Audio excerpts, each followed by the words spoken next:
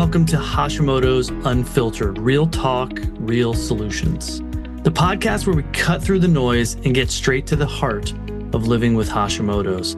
My name is Dr. Ray Benedetto, your host, and I'm here to share my expertise, personal insights, and from time to time, conversations with incredible guests to help you take control of your health. Together, we'll explore actionable items, debunk myths, and navigate the complexities of your thyroid health. So whether you're newly diagnosed or a seasoned warrior, this is your space for unfiltered truth and real hope. Let's dive in. The topic for today is there are no shortcuts and there are no magic bullets. The reason why I wanted to address this topic is I get these questions all the time, emails, private messages, consultations, inside our private Facebook group all the time about what about this supplement? What about this magic supplement? What about this one thing? What about, again, LDN, low dose naltrexone? What about metformin? A lot of buzz this week about metformin. It's like, hey, I'm seeing that doctors are prescribing metformin for Hashimoto's because it reduces antibodies and this and that and the other. And I've been banging this drum for a very long time. And those of you who have been around a long time, you know this, and you've heard me say this before, but at the same time, it needs to be said again. And that is the title of today's talk. There are no shortcuts. There are no magic bullets. Let's take the example from this week of metformin. A lot of buzz about metformin. First of all, it's not a Hashimoto's medication. There are no medications that are FDA approved to treat Hashimoto's. There are not. There have never been. There most likely never will be. Okay? They do not exist. Now, what happens though? Things like metformin, LDN, things like that, doctors will prescribe them anecdotally off-label, which they can do, especially if patents have expired on some of these medications, which they have because they're older medications. They will see some benefit with patients, so they will prescribe them to them as a treatment for their Hashimoto's, even though technically it's not. Metformin is a type 2 diabetes medication. Again, it's not even a great one at that. But here's what it comes down to, gang. And I'll keep banging this drum till I'm in the grave, and you guys will keep hearing me saying it. Taking metformin is not going to solve the Hashimoto's problem. It's just not. Maybe we'll get some symptomatic relief temporarily. Maybe it'll show the antibodies coming down, and maybe we can justify by the mechanism of action how it could possibly help someone with Hashimoto's from a neurochemical or an immunological standpoint. But here's the reality. It's not going to be the panacea. It's not going to be this magic wand that gets waved over someone with Hashimoto's and makes it go away. That's number one. It's just not. That doesn't exist.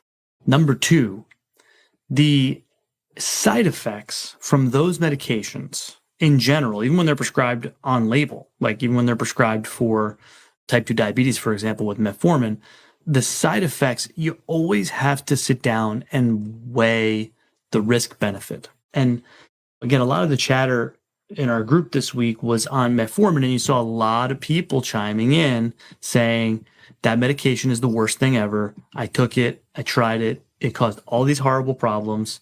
You saw me post some things in there about how it blocks the DAO enzyme, so it can cause all kinds of histamine issues and digestive issues. And if you have genetic mutations already with something like a DAO enzyme, that's just going to compound the problem. None of these things are considered, and none of these things are looked at by the medical physicians that are prescribing these medications with an individual patient. So, and here's the thing, we don't need them. We don't need these medications to get someone's Hashimoto's under control. We can do it with accurate root cause or trigger testing. We can do it with lifestyle modification. We can do it with things like AIP protocols and dietary modifications and supplement prescription and individualized for the person. We can do it without the medication. Does that take longer? Does that take more time? Does that usually take more out-of-pocket investment? Of course it does. But it can be done. And it can be done in weeks and months, not years. And it can be done without all the terrible side effects that come with these medications that help minimally, at best, at all, if they do help at all. I get it. Trust me, I get it. It's the United States of America. People have been suffering for a long time. They want the magic wand. I get it. I take this pill, it fixes me, and it doesn't hurt me. And gang, that doesn't exist. It does not exist. There is no magic bullet. There is no magic wand. There are no shortcuts. It doesn't exist. If you want to get a lean, strong, healthy body, guess what? You got to eat right and you got to go to the gym and work out. There are no shortcuts. Okay, could you take a great example, right? Great analogy. Could you take human growth hormone? Could you take anabolic steroids to shortcut that? Sure. What's the payoff and what's the risk? So, okay, great. I'm going to take anabolic steroids. So, but you still have to go to the gym because they're not going to work on their own. But I'm going to go to the gym and lift weights and take anabolic steroids so I can just get like super strong and super healthy and lose all this weight. Or I'm going to take Ozempic and all this kind of stuff and Wegovy and whatever else was out there at this point. Okay, great. That might get you from point A to point B in a very short period of time. But then what? Am I taking these forever? Probably not. Long term, not going to go well side effect wise for someone's health. Okay, then what happens when I stop taking them? I go right back to where I was, right? I mean, everyone here has been on a diet. Everyone in this country has been on a diet. What happens when you stop doing the diet? You go back to where you were. If you want to have a strong, lean, healthy body, you got to eat right and you got to exercise. When do you stop doing that? Never. You never stop doing that. You have to do it and you have to continue to do it if you want the benefit, if you want the result. If you want relief and if you want remission from Hashimoto's, it's the same deal. There is no shortcut. There is no magic wand. There is no magic bullet. You have to do the work. And look, it's not what anybody wants to hear. I get it. It's much sexier to be able to be like, hey, look at this metformin miracle for Hashimoto's. And without, that sounds a lot sexier. I get it. Like I take this pill and my antibodies go down and I feel better. What's the payoff? Short term and long term. And what's the end game? Am I just taking this thing forever? Like, is that the goal? Okay, well, what happens when either in the short term or the long term, I see all these bad side effects? What's that doing to my body? So there's no different when we're talking about Hashimoto's. It comes down to, and you guys have heard me bang this drum and preach this over and over and over again. It comes down to identifying someone's root causes. And we've gone into multiple lessons about this in the past, and I'll continue to do so. But it comes down to figuring out someone's root causes. What is at the root of their autoimmune thyroid condition? What is causing their autoimmunity? What is causing this person's immune system to attack them? Comes down to that. And then it comes down to putting in treatment strategies, diet, nutrition, lifestyle, stress management, sleep, all that fun stuff. That's work, but it does work short-term and long-term and is not going to hurt you. That is going to help get someone better and is going to help someone get healed and is going to someone get recover from and get relief from and attain remission from their Hashimoto's. That's the deal. It's no different than type 2 diabetes. People want to keep doing what they've done from a dietary and a lifestyle perspective that gave them type 2 diabetes in the first place. I want to keep doing those things, not make any changes, and take metformin and have that fix my problem. And it doesn't work, gang. It doesn't work. It's the same thing with Hashimoto's. There is no medication for Hashimoto's. It doesn't exist. Things they might be prescribing you for Hashimoto's are not for Hashimoto's, number one. Number two, they're off label. And number three, they have maybe been found to help anecdotally with symptoms with people with Hashimoto's. And number four, nobody knows the long term, even the short term, side effects of that medication. What is it going to do to your health long term? And we don't need them. We don't need the medications. We can do it without. If you're looking for the shortcut, the magic bullet, the microwave society answer, great. This is not the place for you. I am not the guy for you.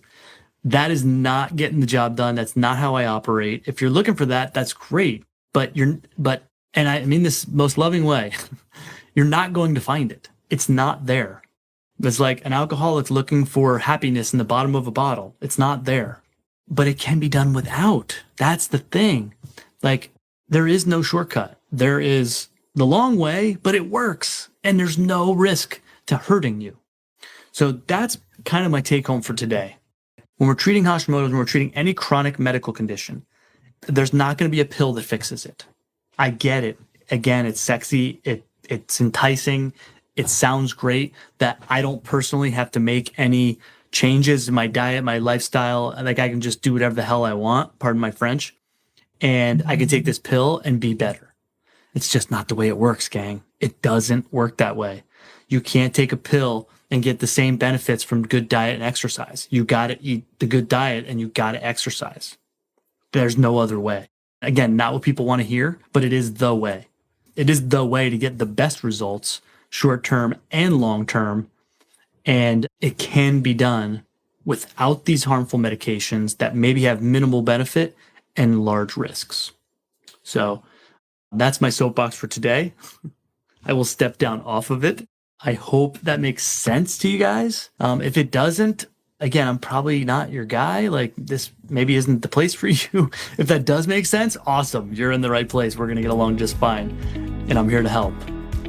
I want to thank you for tuning in to Hashimoto's Unfiltered, Real Talk, Real Solutions. Again, my name is Dr. Ray Benedetto, and I hope today's episode helped to give you the tools and the insights you need to take another step forward on your Hashimoto's journey. Don't forget to subscribe, leave a review, and share this episode if you think someone could benefit. You can also connect with me on Facebook at Dr. Ray Benedetto and on my website, drraybenedetto.com, for more resources and updates.